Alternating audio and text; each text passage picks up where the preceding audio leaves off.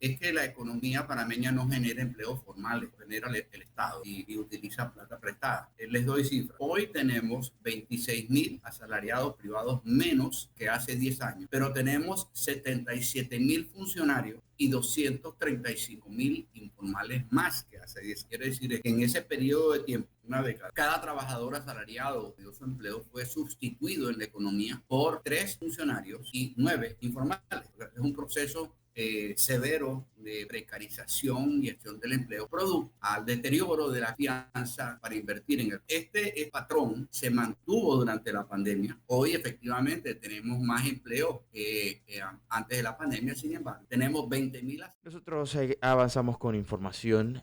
Hay que recordarles que se mantiene el aviso de vigilancia por alta sensación térmica que ha emitido el Instituto de Meteorología e Hidrología de Panamá, INPA, con áreas bajo aviso prácticamente en todo el territorio nacional y según la descripción de este aviso que estará vigente hasta las 11:59 de la noche del 27 de enero, hay condiciones atmosféricas y el posicionamiento del planeta Tierra con el Sol serán favorables para continuar con el ambiente caluroso en la vertiente del Pacífico, regiones del Caribe Oriental y costas del Caribe Oriental, produciendo altas sensaciones térmicas, o sea, mucho calor durante el día y noches también bastante cálidas. Durante el día, cuando haya luz solar, habrá temperaturas máximas que van a estar oscilando entre los 31 y 37 grados y sensación térmica que podría llegar a incluso a hacer que nos sintamos con unos 43 grados centígrados, o sea, bastante caluroso, muy, muy caliente. Y también hay que recordar que se ha dicho que habrá condiciones llegando a categorías, imagínense, de precaución extrema y en algunas ocasiones de peligro, produciendo posibilidades de insolación, calambres y golpes de calor debido a la exposición prolongada por algunas actividades físicas. Así que mucha precaución por la calle. Si usted está bajo las inclemencias del clima, pues protéjase y hidrátese bastante bien. Hay que decir que el Sindicato de Industriales, en otro tema, inauguró hoy el 16º Simposio Internacional de Sostenibilidad, evento que se va a estar desarrollando esta mañana, el mismo que reúne a expertos para abordar los desafíos ambientales con especial atención al impacto del cambio climático en el país. Raúl Montenegro, presidente del Sindicato de Industriales, destacó el papel crucial de la industria en la lucha contra el cambio climático durante la ceremonia inaugural. Y según ha dicho, pues hoy nuestro país no escapa a las condiciones de esta problemática. El aumento de las temperaturas, el incremento del nivel del mar y la afectación del agua ponen en riesgo el canal de Panamá, algo que evidencia la urgencia de este asunto. Y durante estos 2 días han dicho que buscan dejar en claro el papel que tenemos todos para mitigar el cambio climático. En cuanto a la agenda, incluye conferencias magisteriales y paneles de discusión de exploración de nuevas tendencias y estrategias para combatir el cambio climático, así como casos de éxito en empresas panameñas que abordan proactivamente este desafío. Importante este tema, por supuesto, en el marco de lo que ya hemos mencionado y un tema tan importante como el medio ambiente, cosas que estamos experimentando y estamos sintiendo directamente con el aumento de las temperaturas. Hay que decir también que luego del incendio registrado el jueves pasado, ya hace una semana, en el vertedero de Cerro Patacón, sigue la preocupación sobre la calidad del aire que ha alcanzado niveles críticos.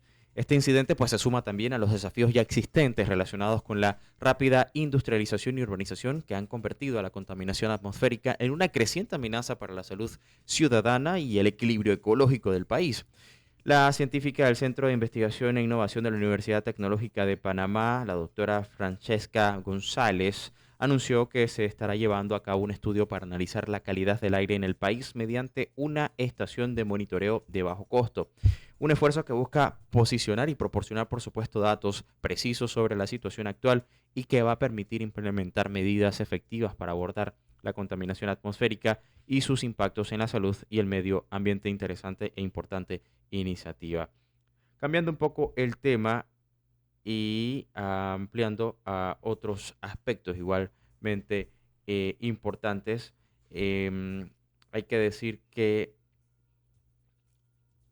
el Ministerio de Seguridad Pública ha desmentido la información que circula en redes sobre un video que sugiere la construcción de un puente que va a unir al norte y al sur de América. Según la entidad, el video en cuestión destaca la construcción de un puente sobre el río Chucunaque desde la comunidad de Yaviso sobre el río Tuira, que conecta la comunidad de Pinogana. Esto es un proyecto previamente contemplado y sometido a consulta pública, y en el comunicado enfatizan que estas son obras de desarrollo interno destinadas a brindar bienestar a las comunidades fronterizas y reducir el aislamiento social, y han negado también cualquier intención de construir una carretera que conecte el sur y el norte de América, ya que la magnitud territorial de la provincia de Darién haría de tal proyecto impracticable y distante para la realidad de la obra en cuestión. Esto pues luego de que hubiese una serie de cuestionamientos de un supuesto trabajo que se estaba haciendo para conectar y abrir el tampón de Darién.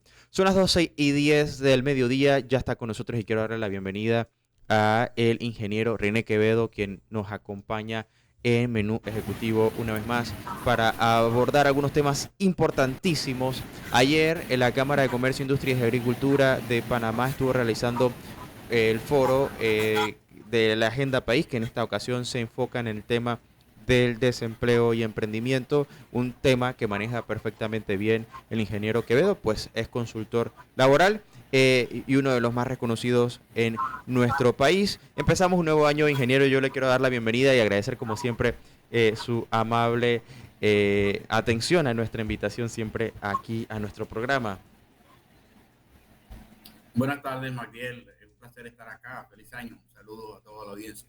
Feliz años también para ustedes. Empezamos un nuevo año lleno de retos, en medio también de la contienda electoral, que ya en pocos días empieza en firme, pero hay temas que son prioritarios y que independientemente del escenario electoral hay que buscar cómo resolverlo. Pero vamos a analizar un poco algunas cosas que me gustaría conocer y también para ampliarle a la audiencia. Entre esto, creo que puede ser pertinente, ¿no? El impacto que puede generar este aumento que desde esta quincena se va a reflejar en mucho de los trabajadores formales.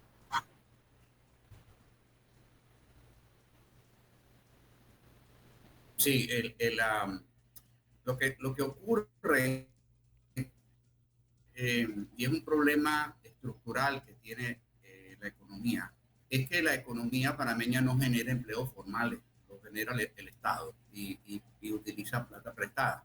Les doy cifras. Hoy tenemos 26.000 asalariados privados menos que hace 10 años, pero tenemos 77.000 funcionarios y 235.000 informales más que hace 10 años. Quiere decir esto, que en ese periodo de tiempo, una década, cada trabajador asalariado que perdió su empleo fue sustituido en la economía por 3 funcionarios y 9 informales. O sea, es un proceso severo de precarización y estatización del empleo, producto al deterioro de la confianza para invertir en el país. Este patrón se mantuvo durante la pandemia. Hoy efectivamente tenemos más empleo que antes de la pandemia. Sin embargo, tenemos 20.000 asalariados privados menos formales, pero agregamos 36.000 funcionarios y 49.000 informales a la economía. Básicamente, la economía no está generando empleo sostenible. La planilla estatal y los subsidios son el refugio de quien no encuentra empleo en una economía que no está generando empleo de calidad, de manera sostenible, porque pues, invertir en Panamá dejó de ser atractivo y eso es un problema.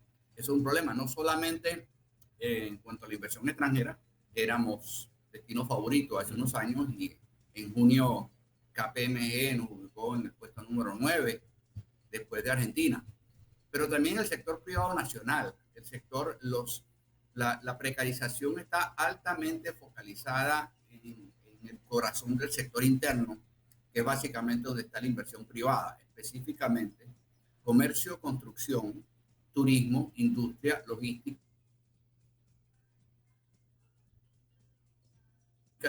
La mayoría, casi el 70% de los empleos en el país, pero generan básicamente empleo informal. Eh, Otro tema muy importante que hay que tener en consideración es que 2 de cada 3 empleos privados, 2 de cada 3, son informales o empleados en empresas que tienen menos de 10 trabajadores. Quiero decir esto, que el pequeño empresario y el microempresario ellos son la columna vertebral del empleo en el país. Entonces, obviamente es un gran reto. El Estado no puede ser el mayor generador de empleo. De hecho, es el único que está generando empleo formal, ¿okay? Y lo dicen las estadísticas del mismo gobierno. Entonces, esto no es sostenible. El desempleo bajó efectivamente porque aumentaron los informales y aumentaron los funcionarios. Nuestra crisis laboral no es una crisis de empleo, es una crisis de confianza. Si no hay inversión privada, vamos a seguir generando informales. Entonces, tenemos que atacar ese tema en concreto, el tema de la confianza, que digamos es más fácil decirlo que hacerlo. Yo no puedo decir, bueno, confía en mí porque yo soy buena gente. Hay una serie de elementos para yo poder ser confiable. Yo tengo que ser predecible. El tema de la generación de empleo tiene que ver más con la sostenibilidad de la demanda. Es decir, si no hay ventas, no hay ingresos. Si no hay ingresos, no hay empleo. Y aquí obviamente pues el problema ha sido, seguridad no hay, la certeza no existe en los negocios, existe la confianza, pero tema de las reglas claras, el tema de la conflictividad laboral y la conflictividad social ha sido un problema. Los cierres de calle en una economía donde el 70% de los empleos son presenciales genera desempleo de manera automática. Entonces, creo que tenemos un reto por delante. Tenemos una situación complicada para este año. Yo utilizo siempre la analogía: el próximo gobierno no ha agarrado el bate y ya tiene 2 strikes. Tiene unas finanzas públicas extremadamente comprometidas. La pérdida del grado de inversión pareciera inminente. Ya los bonos panameños se están cotizando en el mercado como si no tuviéramos grado de inversión, o sea, inclusive por debajo de Colombia, que no tiene grado de inversión. Entonces, hay temas que tenemos que abordar. El impacto también no podemos pretender de que vamos a eliminar 5% del Producto Interno Bruto, 14% de toda la inversión extranjera en el país y 21% de toda la inversión extranjera que ha entrado al país desde que somos grado de inversión, el tema de la minera, y pretender que no va a pasar nada. Máxime cuando ya tenemos experiencia muy reciente, cuando culminaron los trabajos de ampliación del canal, se perdieron 62.000 empleos, de los cuales solamente 40.000 estuvieron en la construcción. De tal manera haciendo y eso fueron 5.500 millones de dólares de inversión. Ahora con 10.000 millones de la minera podemos esperar un impacto mayor, que no van a ser los 7.000 empleos directos solamente, van a ser los empleos inducidos. Si utilizamos la referencia que ya tenemos, que es la del canal, va a haber un impacto en el comercio, va a haber un impacto en la agricultura, va a haber un impacto en actividades de servicios técnicos, etcétera, e inclusive en el ámbito financiero. Hay una exposición importante al sector financiero en préstamos a trabajadores de minera directos y obviamente otros tantos en lo que es la cadena de proveedores. Así que vamos a ver, yo espero con todo esto que podamos salir fortalecidos. Ahora, ingeniero, tomando un poco datos que se proporcionaron, por lo menos en el foro que realiza la Cámara de Comercio e Industrias, algunos datos que me llamaron fuertemente la atención fue cerca del 70% de los trabajos formales o trabajadores formales cobran menos de $1.000 al mes en el mercado laboral. Después habla de que estamos hablando de capacidades casi las mínimas, ¿no?, para poder operar, dejando a un lado las especialidades, quizás con esos espacios vacíos. Y por otra parte, en cuanto al tema del desempleo, creo que se ha dicho ampliamente también que más del 50% del porcentaje de desempleados en el país representa al grupo etario que no supera los 30 años. Esto también representa otro reto importante a abordar. En ese mismo sentido, en función de qué debemos mirar esta situación y cómo empezamos a trabajar para solucionar estos problemas, porque hay distintos elementos que influyen, estoy seguro que sí, pero ¿cuáles son los prioritarios a abordar en este momento para empezar a solucionar este problema de desempleo que a la postre puede traernos muchos más problemas, sobre todo en el ámbito fiscal? Sí, bueno, primero, efectivamente los jóvenes son 24% de los trabajadores, pero 54% de los desempleados, ¿no? Al final del día tenemos que empezar por la confianza. Si no hay confianza, no va a haber empleos formales y en consecuencia no habrá salarios. Los salarios solamente están donde hay inversiones. Entonces, en la medida en que mejore la confianza para invertir, particularmente en los sectores que generan la mayoría de los empleos. O sea, ayer inclusive se planteó algo que, bueno, que ya lo sabía. Los sectores que generan la confianza para invertir, ¿okay?, no son grandes generadores de empleo. Concretamente, el 70% de la inversión extranjera ha venido a la zona libre, a la minería, ¿okay?, y al centro bancario, pero no son grandes generadores de empleo. Por otro lado, los sectores que generan la mayoría de los empleos no generan confianza. Entonces, no hay inversiones. Entonces, es el perro muriéndose la cola.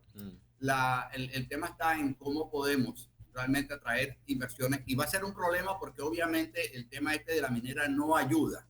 No ayuda porque la minería, desde que somos grado de inversión, atrajo más inversión extranjera que el comercio, la industria, la logística, la construcción y las otras actividades y el turismo juntos. ¿Okay?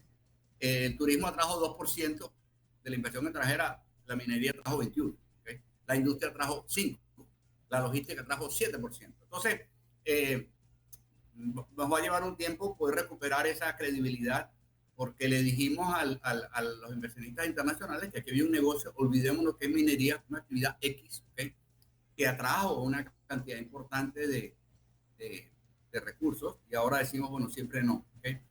¿Va a haber un impacto? Sí. ¿Okay? Vamos a tener que prepararnos. También ya tenemos una experiencia muy reciente. El tema confianza va a ser fundamental, por un lado. Segundo, el futuro laboral de los jóvenes que estén en emprendimiento no está en empleos asalariados. De hecho, el 91% de los jóvenes de menores de 29 años digamos, está empleado en posiciones que ganan menos de $740 mensuales. ¿Okay? O sea, los jóvenes se están yendo hacia empleos presenciales de baja escolaridad y bajo salario. Independientemente de la educación que están teniendo. Nuestra educación está divorciada de la realidad laboral del país y no está generando los recursos que el sector productivo requiere. Entonces, en la medida en que mejoremos la confianza, aquí hay dos cosas. Uno, el problema de la informalidad, que es realmente nuestro problema. Nuestro problema no es cantidad de empleo, es calidad del empleo. Es que específicamente no hay confianza. Y otro tema, que es que solamente el 18% de los informales cotiza a la caja del Seguro Social. Ese es otro problema, ¿okay? Es decir, tratar de cotizar como independiente es absolutamente imposible. Ahora, hay que aclarar que los informales no es necesariamente boneros y extranjeros. O sea, los empleados que no tienen contrato laboral son informales. Los independientes, aunque coticen a la caja del Seguro Social y paguen impuestos, yo soy informal. Los patronos con menos de 5 trabajadores, las empleadas domésticas y los trabajadores familiares son informales. Eso de acuerdo al criterio de la Organización Internacional del Trabajo. Es decir, todo aquel que no está planillado es por definición informal. Ahora, una cosa interesante es que existe diferencia de criterio entre la OIT y la Caja del Seguro Social. Si yo cotizo en la Caja del Seguro Social, para la Caja del Seguro Social yo soy informal, pero para la OIT no. Y en la medición que hace la Contraloría de los 765,000 informales son en base a los criterios de la OIT. Entonces, confianza, definitivamente. Si yo no tengo confianza de que me va a ir bien en un negocio, pues ni que me regalen la plata. ¿Okay? Y ciertamente yo no voy a contratar a nadie. Sin inversiones no habrá contrataciones. Entonces, tenemos que empezar. Ese realmente es el gran reto. 1, 2, necesitamos repensar qué es lo que queremos como país. O sea, se habla del turismo, pero el 62% de los empleos en el turismo son informales. O sea, hace 10 años era 25%. Quiere decir esto que la desconfianza de los inversionistas en el turismo panameño ha subido de manera dramática. De hecho, solamente hemos podido captar 2% de la inversión extranjera desde que somos grado de inversión. Se habla de la logística también, pero el año pasado 85% de los empleos que generó la logística fueron informales y este año la logística, bueno, en 2023, antes de las protestas de octubre, la logística estaba perdiendo empleo. Entonces, tenemos que trabajar mucho en cómo hacer esos negocios atractivos para que haya la inversión. Ese es el primer punto. Y segundo, tampoco, digamos, estigmatizar la informalidad. O sea, tenemos que apoyarla y tenemos que hacer que esos informales, si la mitad de los informales cotizara, agregaríamos más de 300,000 nuevos cotizantes a la Caja del Seguro Social, ¿no? Entonces, creo que son temas que tenemos que abordar a la vez. Por supuesto, que ya sería otro debate a abrir, y sobre todo con la coyuntura que está causando el tema de la factura electrónica, que quizás también ayudaría un poquito a lidiar con el tema de la preocupación que existe en cuanto a un posible déficit fiscal. Pero, ingeniero, usted destacó algo bien importante, y es que la población joven tiene como salida, digamos, natural a la crisis del desempleo que sufre este sector de la sociedad, el emprendimiento.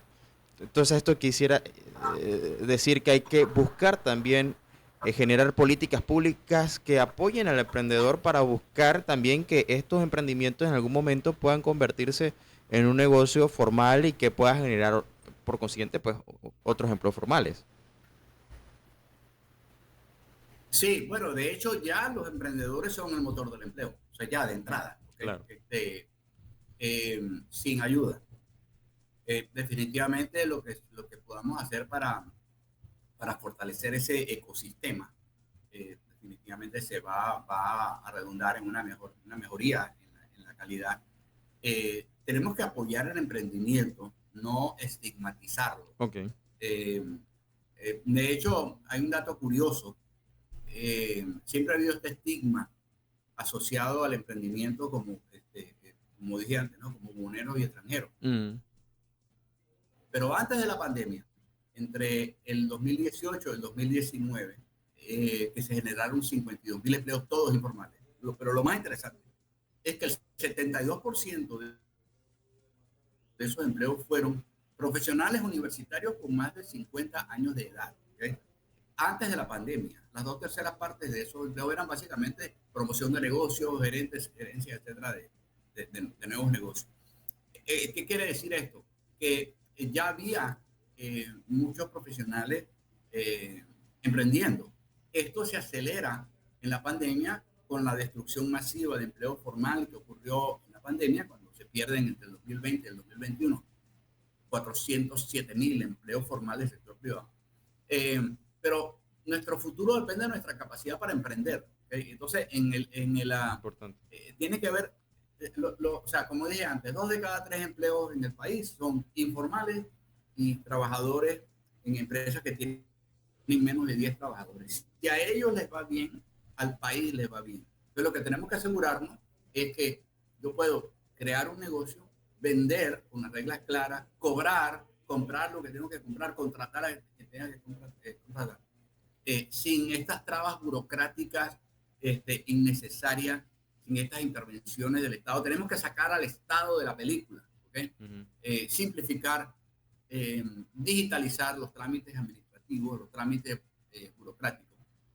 Entre otras cosas, también reducir el tamaño del Estado. Pero tenemos que dejar que la economía fluya. El Estado ha estado interviniendo y de alguna manera, digamos, distorsionando la pérdida de capacidad de la economía para generar empleos de calidad, producto de la pérdida de confianza. Entonces, pero volviendo al tema del emprendimiento, creo que, como dices, el problema es que nuestro sistema educativo, que dicho sea de paso, está divorciado de nuestra realidad laboral, nos enseña a buscar empleo, no nos enseña a buscar oportunidades. Y en todas las crisis que ha habido en el mundo y en toda la historia, las oportunidades se mueven de lugar. ¿Okay? Lo que antes era rentable dejó de ser negocio y cosas que uno ni se pensaba, pues comienzan a ser tremendo negocio, ¿no?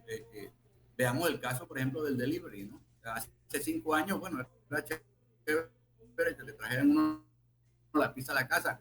Con el tema de la pandemia se convirtió en parte del producto. Entonces, las situaciones cambian y hoy, pues bueno, la gente se acostumbró. Pues, la gente se acostumbró.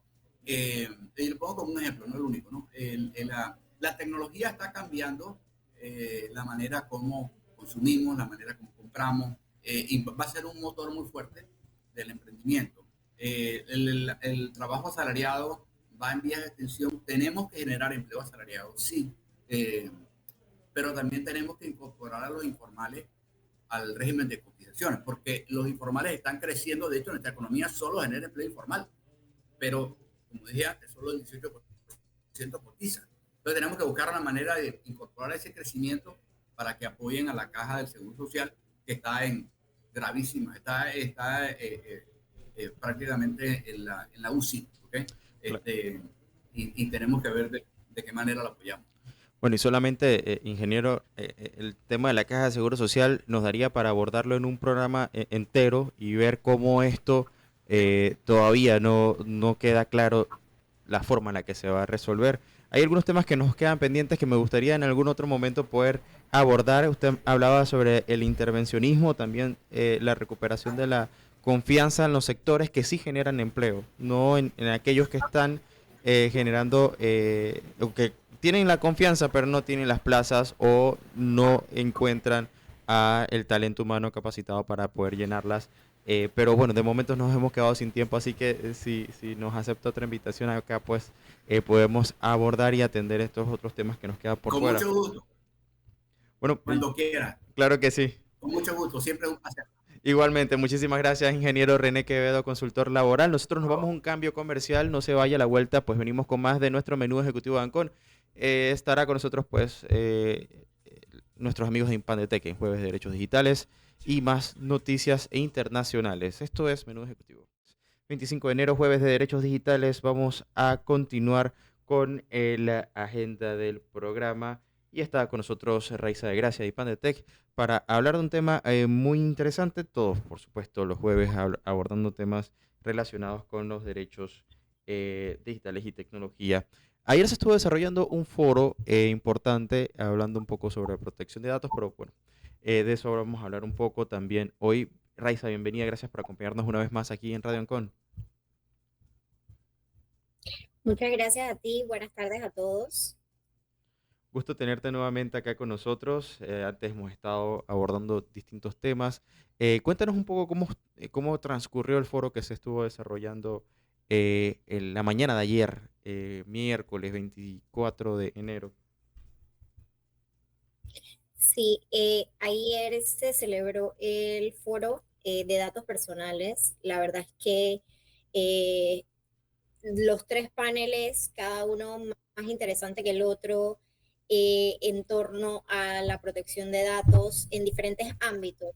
El primero en presente y futuro, el entorno digital, la ciberseguridad y la protección de datos. Entonces, los tres paneles, la verdad es que excelentes panelistas, los moderadores excelentes también. La verdad es que es un tema muy, muy interesante y está cogiendo apogeo, auge. Cada vez las personas saben más sobre sus derechos como titulares de datos.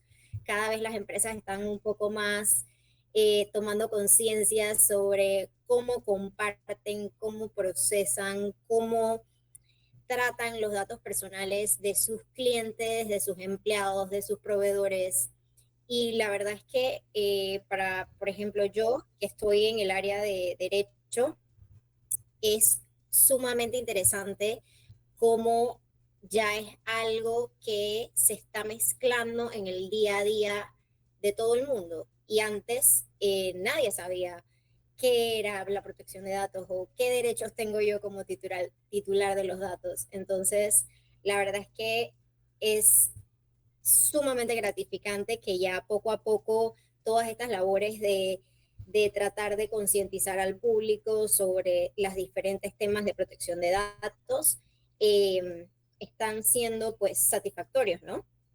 Importante, y Raiza, como bien lo mencionas, hoy más que nunca el tema de la protección de datos ha tomado una importancia que quizás en décadas anteriores, cuando pensábamos en proteger nuestra información y demás, lo asociábamos más con incluso temas de servicio secreto o, digamos, protección de información de empresas o de gobiernos, nada que nos involucrara directamente a nosotros. Hoy día todo esto ha cambiado porque estamos hablando de que nuestra información está disponible en Internet para todo aquel que tenga acceso a la red, y si no cuidamos bien de nuestros datos, pues podemos ser vulnerados. O sea, cuando antes un ciberdelincuente o aquel que tuviera alguna mala intención para con nosotros quería cometer, pues debía estar cerca de nosotros. Hoy día puede ser alguien en otro lado del planeta que puede tener acceso y puede hacer todo lo que ya hemos visto que ha pasado en el pasado, las personas que ingresan a las cámaras estas de seguridad en las casas, a nuestros dispositivos y nos roban nuestras cuentas bancarias. O sea, ya el tema cobra otro matiz y es importante por eso abordarlo y saber cuáles son nuestros derechos y cómo es el manejo de nuestra información en las redes. Creo que eso es interesante, eso que tú bien traes a colación. Pero hablemos entonces un poco también de este día de protección de datos. ¿Por qué se crea este día? Creo que ya lo podemos entender después de lo que tú acabaste de decir, pero ¿qué tomamos, digamos, como referencia en los últimos años en cuanto a la promoción que se le ha dado a este tópico tan importante? Bueno, la realidad es que la importancia del tema, como bien lo hemos dicho, nunca ha dejado de importar, pero sí en estos últimos años ha estado pues más mencionado que nunca, más que todo porque estamos viviendo en una era digital. Todo se está digitalizando, el Internet vino a revolucionar nuestras vidas de una manera que no tenemos ni idea. Y para bien, la realidad es que sin el Internet todo sería un poco más complicado en estos momentos. Ahí tenemos a mano para educarnos, para recrearnos, para conversar con personas al otro lado del mundo, lo que antes era pues sumamente difícil, ¿no? Tenías que mandar una carta y esa carta, mientras que daba la vuelta al mundo, eran meses para que alguien te respondiera. Entonces yo creo que más que todo la era digital es lo que ha revolucionado el tema y como bien lo dijiste, ahora todo está en el Internet, entonces todo lo que compartimos está ahí y está disponible para la persona que lo busque. Entonces, una vez está allí, tenlo por seguro que jamás lo vas a poder borrar. Entonces, el Día de la Protección de Datos, pues nace del Consejo Europeo, en el cual decidieron pues tener un día especial y me parece sumamente importante porque es una manera de que todos podamos concientizar sobre la importancia que tiene este día y sobre la importancia del tema, ¿no? Los datos personales son los datos que nos identifican, o sea, son los datos que para nosotros es de suma importancia y que de verdad es muy importante mantenerlos confidenciales o compartirlos, bueno, en la medida en que se necesitan, siempre y cuando a la persona que se los compartamos estén tomando las medidas necesarias, ¿no? Para el tratamiento, la transferencia y demás. Entonces yo creo que sí, eso es una labor súper importante, concientizar sobre el tema. Efectivamente, y es parte de lo que hacemos también acá. Oye, ¿qué día es el Día de Protección de Datos? Es el 28, O sea, 28 ya de enero. en 3 días estaríamos. ¿Qué se hace un día de protección de datos? Claro que la promoción, ¿no? Pero los puntos más importantes a destacar en este aspecto, ¿cuáles serían? Y lo otro, recordando que hablamos del ámbito digital. O sea, datos hay de todo tipo, ¿no? Pero estamos hablando en el ámbito digital. Eh, ¿Cuáles son esos datos que debemos buscar, salvaguardar y cuidar y por qué nos hace vulnerables? Claro, hay datos personales, que son los datos que nos hacen identificables, como yo, Raiza, puede ser un conjunto de ellos, mi nombre con mi número de cédula, mi nombre, mi dirección en conjunto con mi nombre. Sabes que la única Raiza que vive en tal dirección soy yo, entonces no necesariamente es un solo dato, sino que también su conjunto permite identificar personas. Pero también tienes datos sensibles, que son los datos que están en la esfera íntima de una persona. Son datos de salud, datos de diferentes género, y al final estos datos son de suma importancia conservar y mantener para nosotros. La realidad es que, por ejemplo, en temas médicos, los datos sensibles, los datos de un paciente son sumamente confidenciales y deberían mantenerse como tal, ¿no? Por supuesto que sí. Y ese llamado en general, ¿no? A la ciudadanía a tomar un poco de conciencia, ¿por dónde lo llevaríamos, Raiza? Porque, como bien lo hemos mencionado acá, mm, a veces confiadamente colocamos información, incluso en páginas de internet, y ni siquiera le prestamos atención a cuál es el tratamiento que estas páginas le dan a nuestros datos, porque allí tenemos nuestros nombres, sobre todo ahora que se han popularizado estos formularios, ¿no? Donde regístrate y ponemos casi todo lo elemental y básico para que nos identifiquen y sepan información sensible nuestra. Pero más allá de eso, ¿cómo nos aseguramos de que esos datos están realmente protegidos y que no se van a filtrar y que terminen, en el mejor de los casos, en estas famosas listas que utilizan para llamar a aquellos que se van jubilando, pero en el peor de los casos en personas malintencionadas? Sí, realidad es que siempre que te piden tus datos personales, lo primero que se debe tomar en cuenta es que efectivamente haya una política de privacidad y de protección de datos. Idealmente sería leerla y ver específicamente para qué, a donde yo estoy introduciendo mis datos, para qué la van a usar. Pueden ser finalidades de mercadeo para ofrecerme productos, servicios, puede ser para lo que sea que yo me estoy registrando, ellos lo necesitan para crearme en su sistema, para darme acceso a algo.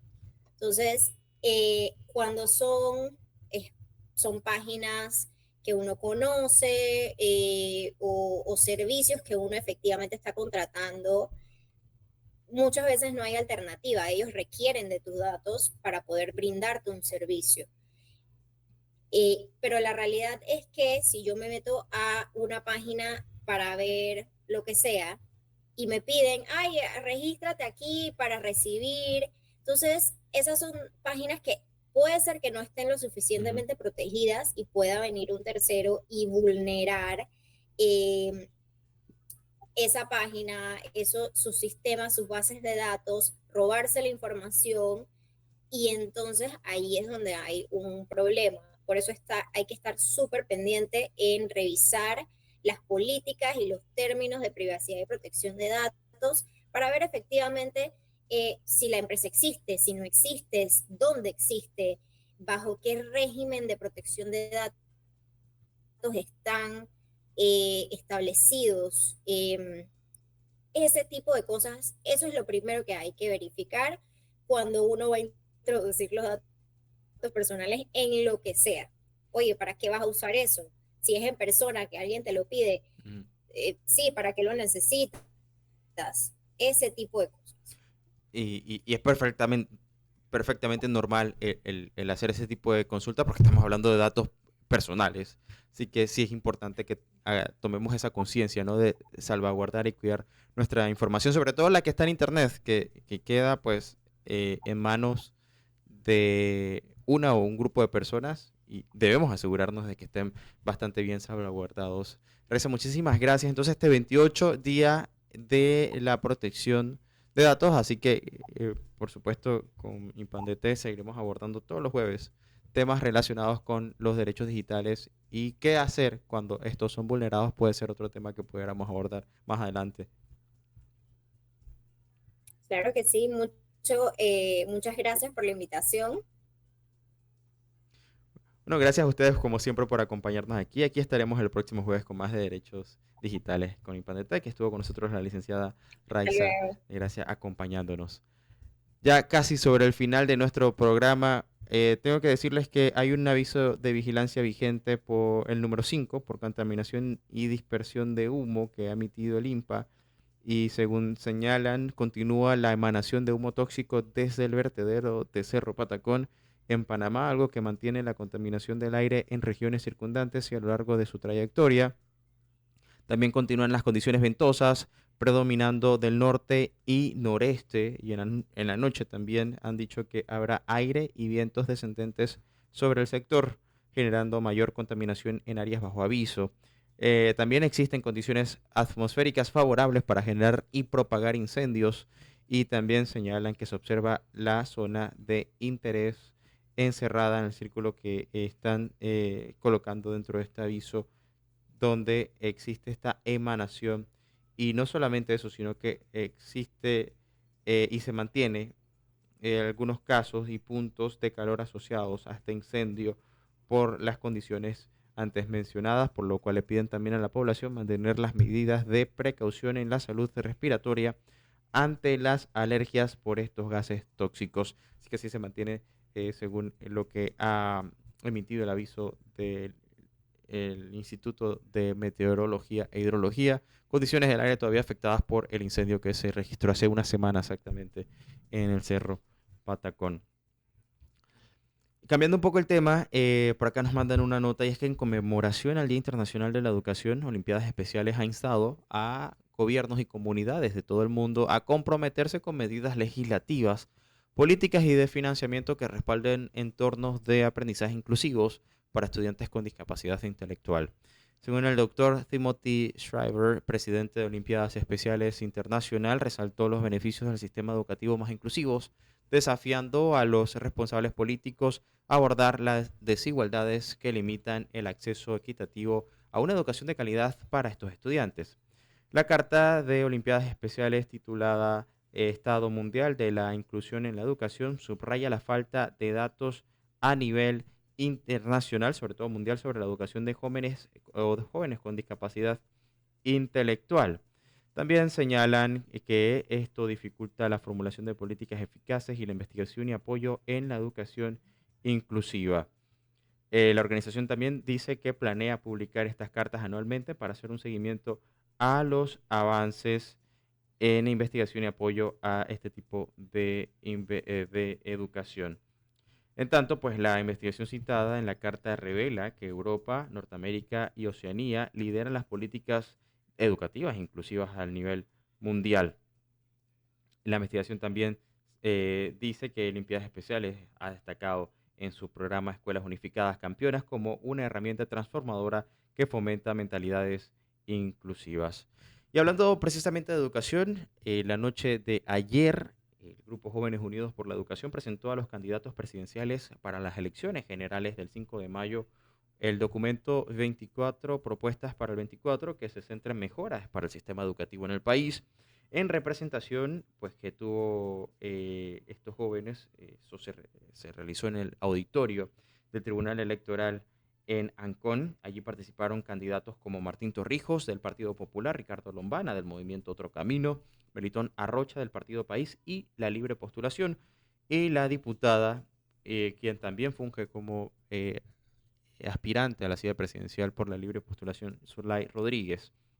En cuanto a otras personalidades que se presentaron en este evento, los que aspiran a la vicepresidencia por la Unión entre Cambio Democrático y Panameñista, José Isabel Blandón, y el acompañante de fórmula de la profesora Maribel Gordón, Richard Morales, quienes estuvieron allí escuchando de los jóvenes las propuestas que se centraron en temas clave como gestión e inversión, aseguramiento de la calidad y equidad y formación docente. También propusieron soluciones concretas para cada uno de estos problemas.